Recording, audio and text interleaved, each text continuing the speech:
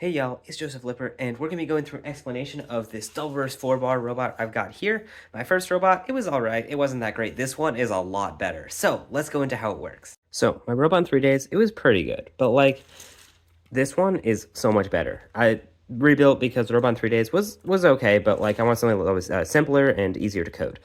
And this is both of those.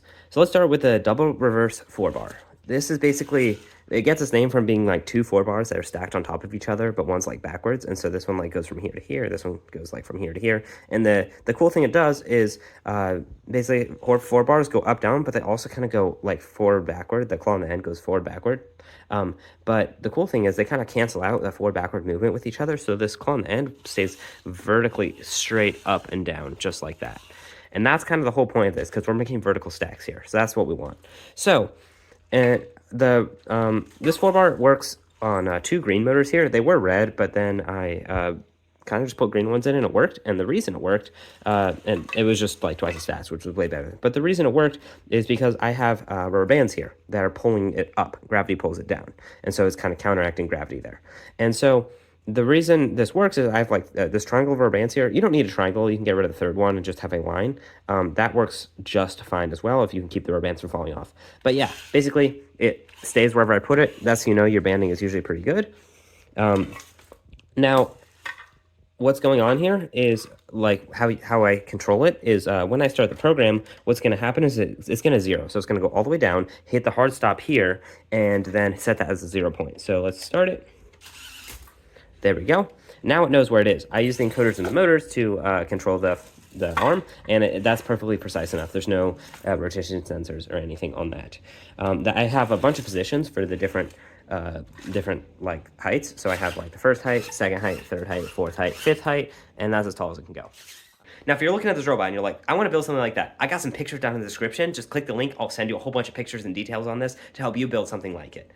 So how this works is when I push this button, it'll go into the grab position, and then I can turn on the intake and grab some. Now, the intake is not perfect. It does get jammed, especially when you put them in fully sideways, especially the cups. They can get a little jammed, but you just reverse intake again, it fixes itself. How they stay in, on my previous robot, I had the claw stop the end of it here, but I've realized if you put some standoffs here, it'll keep it in just fine. And I built this whole thing in 12 hours, so there's definitely a lot of build quality improvements you could do, but it works surprisingly well. It works well enough that I was man, I really got to make a video on this. So how this works is this kind of stops it in there, and then when I push the next button, it's going to, boom, do that. Basically, it grabs it, waits till the current gets to a certain threshold, and then pulls it up, and then rotates it out because this is a rotating claw here. It's on a piston. So basically what that means is it can go down like that, and then it can go out like that. And that just saves using a motor up here and just 2-position claw. We also got a 2-position wrist, I guess. This is the claw itself. Like I said, can go up to all the positions. Right here, it looks like I'm low on air, but you can have this hard stop here. They'll crash into the goal. And then these are little aligners, I guess, but you should really have a big triangle aligner here.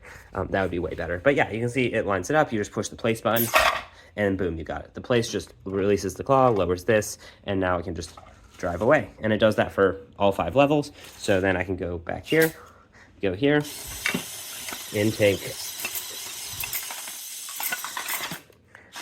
Like I said, sometimes it gets jammed a little bit. There we go. You can see this time it didn't grab it as cleanly, but the reason it's still okay, I can't knock it out, is because we got these little screws kind of spiking into the cup, and so it actually cannot fall out. It's still not going anywhere. And that's really, really useful, especially because when it whips it out like that, it creates a lot of centripetal force, which will make it fly out of a claw if it's not very strong. So here we go. We kind of go up here, drive into it, place, and boom. There we go. And so it can go all the way up to this tall. But yeah, so it's one short of the max height that you could theoretically get. But I don't really expect that will be much of a problem. You're not going to see that much stacking early on in the season.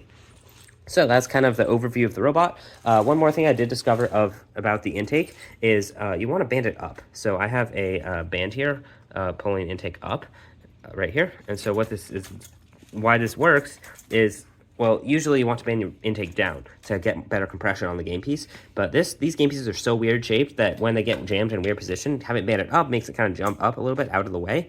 And then it kind of lands back on it and can help reorient it. So it gets jammed a lot less when you do that. The intake is about the same. We got 1-to-1 gear ratio. Our band roller here. This is spun with the chain here on these flex wheels. We got counter roller down here, which is spun with this chain here. Going over here, we have our tensioner back there. And yeah, that's kind of how that works. We got 4 motors on the drivetrain. Should be 5. Like, this is not the drivetrain you want to do. You should do like a 5 motor, 360 RPM on 3.25, something like that. But imagine there's 5 motors there. We got 6 motor there, 7 and 8. This does almost fit in 18 inches. It's a little outside. But yeah, you can totally, with a little better geometry, make it totally fit in 18 inches. Don't forget to leave any questions in the comments below, like and subscribe, and let me know your thoughts or any questions you have, and I look forward to seeing you in the next video.